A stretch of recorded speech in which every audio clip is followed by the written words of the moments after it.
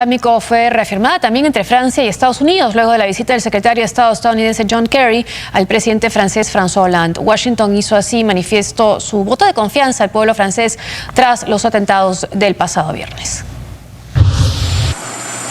A raíz de los atentados del viernes pasado en París, que dejaron 129 muertos y un centenar de heridos, el secretario de Estado de los Estados Unidos, John Kerry, llegó a Francia para expresar su solidaridad al presidente del país, François Hollande, a la vez de intercambiar estrategias para hacer efectiva la lucha contra el autodenominado Estado Islámico. Redoblaremos nuestros esfuerzos para golpear en el centro del enemigo. Hay mucho por hacer en las fronteras y en términos de la movilización de las personas. Hemos acordado intercambiar información y estoy convencido de que en el transcurso de las próximas semanas, el Daesh sentirá una mayor presión. La llegada de Kerry al país coincide con la intensificación de la ofensiva aérea francesa en Siria contra el Daesh, como se le llama al grupo extremista. Al respecto, el titular de la diplomacia norteamericana confirmó que Hollande viajará el martes 24 de noviembre a Washington para entrevistarse con su par Barack Obama. De otro lado, el presidente francés François Hollande pidió a los líderes del mundo ante la UNESCO desarrollar un plan conjunto por mar y tierra para luchar contra el extremismo. Asimismo, propuso la creación de una estructura internacional para constituir un fondo dedicado a la preservación de la propiedad cultural en peligro, como la de Siria. No se combate al terrorismo desde la clandestinidad mediante la suspensión de la vida económica, social, cultural, al cancelar conciertos, obras de teatro, competiciones deportivas, así no. No vamos a ceder ante el terror, interrumpiendo nuestro modo de vida. Por eso, después del sufrimiento y el llanto, París volverá a ser la ciudad de la cultura. La cultura seguirá viva en Francia, que es nuestra herencia.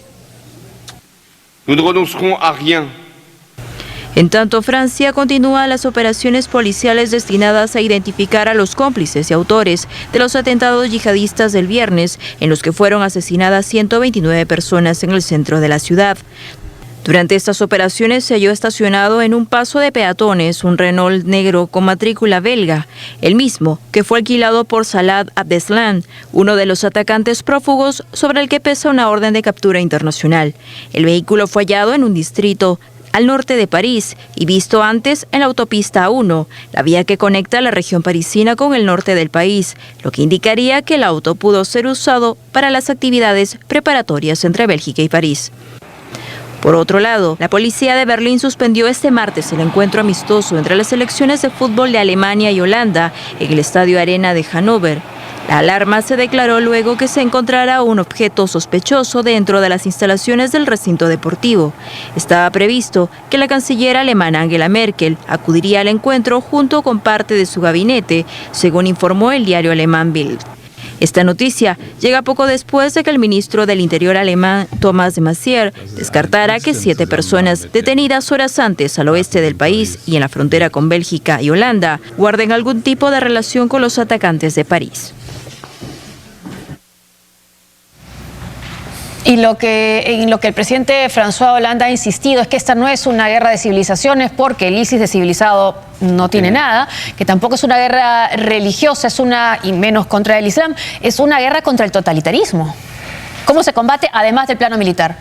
Bueno, una de las cosas que hay que hacer es evitar estigmatizar a toda la comunidad musulmana. Pongo de ejemplo un texto que está disponible en internet, de hecho sea de paso, en inglés, yo lo he traducido. El texto es del Estado Islámico y se llama La extinción de la zona gris. Y empiezan citando a Bin Laden, dicen: el Sheikh Bin Laden decía, el mundo hoy está dividido en 2 campos. Bush estaba en lo cierto cuando dijo, o están con nosotros o están con los terroristas, es decir, o estás con el Islam o estás con los cruzados. Hay que forzar a los cruzados a que destruyan por sí mismos la zona gris. Entonces los musulmanes se encontrarán rápidamente entre 2 opciones: cometer apostasía, o sea, renunciar a su religión para integrarse a las sociedades occidentales, o emigrar al Estado Islámico y así escapar de la persecución de los gobiernos cruzados y sus ciudadanos. O sea, lo que hay que tener en cuenta es que el Estado Islámico busca que los musulmanes de toda Europa sean victimizados por asociación con los actividades terroristas del Estado Islámico. Si se reacciona de manera islamófoba a nivel sea de gobierno o de opinión pública, se está básicamente actuando pavlovianamente de manera irreflexiva y mecánica, es decir, al servicio de esta agenda, ¿no? Y eso es lo que estábamos viendo un poco en Estados Unidos, ¿no? Otro de los flancos que tiene que tener el gobierno también de Barack Obama, los gobernadores republicanos que se oponen a que se reciban más refugiados el próximo año, tildándolos o estigmatizándolos como también parte del terrorismo. Incluso el presidente de la Cámara de Representantes se ha manifestado en contra. ¿Tendría sentido entonces en este caso que este pasaporte hubiera sido dejado a propósito en París, supuestamente perteneciente a un refugiado sirio, cerca de uno de los atacantes suicidas? Bueno, las autoridades francesas mismas sostienen que todo parece indicar que el pasaporte es falso, ¿no? ¿Y qué propósito tendría llevar un pasaporte? Para empezar, ¿qué terrorista va con su pasaporte a cometer un atentado, ¿no? Y segundo, ¿qué propósito tendría llevar un pasaporte falso para ese fin, si no incriminar a alguien que probablemente no esté involucrado?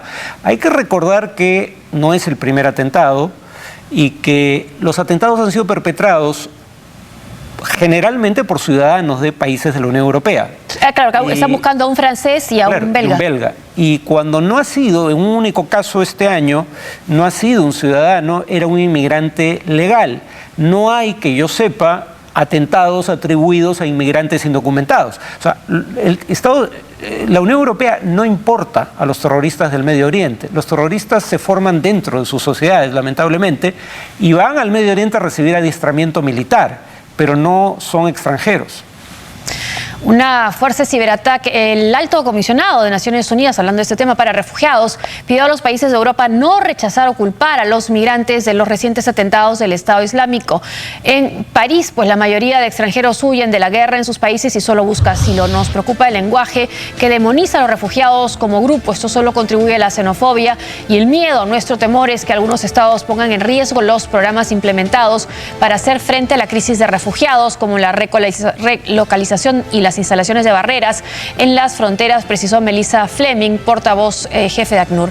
Fleming mostró preocupación sobre la denuncia de que uno de los atacantes en París ingresó a Europa como parte del flujo de refugiados. Al respecto precisó que su organismo ya había advertido sobre este riesgo y que por tanto habían recalcado a las autoridades de la importancia de una revisión adecuada. Pero claro, hemos visto que las autoridades francesas sostienen que ese pasaporte, todo indica, es falso. Pero sí, ese temor está haciendo que algunos partidos de derecha, como por ejemplo en Polonia, estén usando ese pretexto para negarse a recibir las cuotas de refugiados.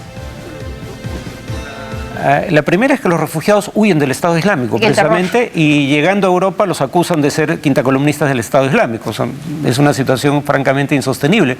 Pero en segundo lugar, la extrema derecha europea está haciendo exactamente lo que quiere el Estado Islámico de ella, ¿no?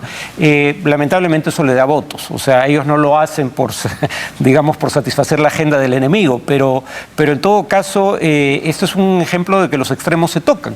Esta es la lógica de Sendero Luminoso en el Perú, polarizar la sociedad. O estás con la revolución o estás con la contrarrevolución, pero no hay término medio, no hay zonas grises, como la llama el Estado Islámico. Eso es a lo que temen. La némesis del Estado Islámico es ese policía que, siendo francés, era a la vez musulmán y que contribuyó a impedir que los terroristas suicidas que fueron al estadio de Saint-Denis lograran entrar al estadio. Claro que se evitó ahí otra masacre, ¿no? Según el Wall Street Journal sucedió eso, lo impidió un policía, no pudo entrar y detonaron su chaleco en las afueras del estadio. Una fuerza de ciberataque para combatir el Estado Islámico, hackers y potencias hostiles será creada por el Servicio Secreto Británico. Esta fuerza ciberofensiva servirá para contraatacar intervenciones en Internet. El Servicio Secreto Británico mejorará su capacidad de ciberataques contra el Estado Islámico, hackers y potencias hostiles. Así lo anunció el ministro de Finanzas George Osborne tras la advertencia del grupo terrorista de lanzar ataques cibernéticos mortales. Todavía no han sido capaces de utilizarla para matar a gente atacando nuestras infraestructuras. Aún no tienen la capacidad, pero sabemos que quieren tenerla y que están haciendo lo posible para construirla. Así que cuando hablamos de combatir al ISIS, eso significa combatir a su amenaza cibernética, además de sus fusiles, bombas y cuchillos. and their knives. Osborne dijo que en un mundo globalizado donde se usa el Internet para mejorar la libertad de expresión, el Daesh la usa para hacer propaganda sobre sus operaciones ilegales. ISIL are already using the internet. El ISIS ya usa Internet para su horrible propaganda, para la radicalización y para su planificación operativa.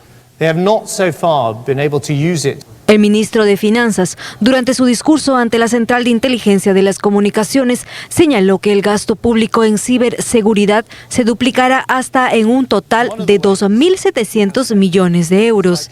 En este paquete está incluido la construcción de un nuevo centro nacional. Asimismo, se incrementará el equipo de inteligencia en un 15%. Cabe recordar que el proveedor de banda ancha de Reino Unido sufrió un ataque cibernético en octubre que afectó a 157.000 clientes. Este mes, las autoridades británicas y estadounidenses llevaron a cabo un simulacro con los principales bancos para probar su capacidad de respuesta ante un incidente cibernético en el sector financiero. Pero no solo desde el gobierno se está tratando, los gobiernos se está tratando de hackear al ISIS, también Anonymous, este grupo de hackers integrado, ahora han decidido declarar la guerra también al ISIS. Comenzaron ya con esta ofensiva tras los asesinatos de Charlie Hebdo el año pasado y ahora se han solidarizado con el pueblo francés y han anunciado una guerra virtual contra el ISIS, los de Anonymous. Vamos ahora a cómo va la investigación policial para encontrar con los culpables de los atentados del viernes en Francia. Operativos de búsqueda en Bélgica, Alemania y Francia, Túnez y el Reino Unido están tras el octavo terrorista, aunque se habla ahora de un noveno. Salah Abdeslam es el sospechoso de ser uno de los 3 terroristas terroristas que participaron en los ataques en los distritos 10 y 11 de la capital francesa y el único que no murió. En Francia se han movilizado a 115.000 policías, gendarmes y militares y cerraron 87 páginas de internet que hacían apología de la violencia. En Bélgica, la ciudad de Molenbeek se convirtió en el lugar clave donde la policía belga y francesa realiza redadas en las casas de los terroristas. En Túnez, 17 milicianos islámicos eran detenidos en la tarde del martes, acusados de tener intenciones de atentar contra hoteles y cuerpos de seguridad este mes, mientras que en Alemania 7 detenidos el martes en el oeste serán puestos en libertad luego de comprobarse que no están relacionados con los atentados ni con la fuga del único sospechoso identificado.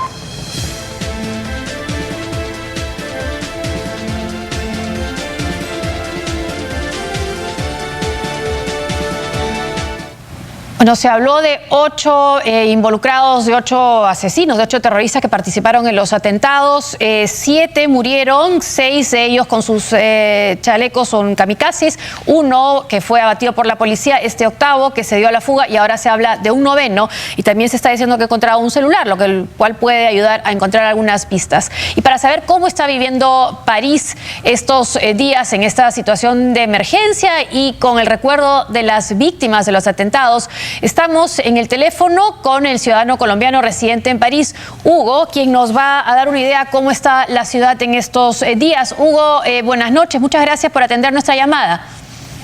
Buenas noches. Dinos, ¿cuál es la situación en este momento en París? ¿Tú estás haciendo tu vida normal, de alguna manera? ¿Tienes algún tipo de consideraciones de seguridad? ¿Cuál es la situación? ¿Cómo ha cambiado después del viernes?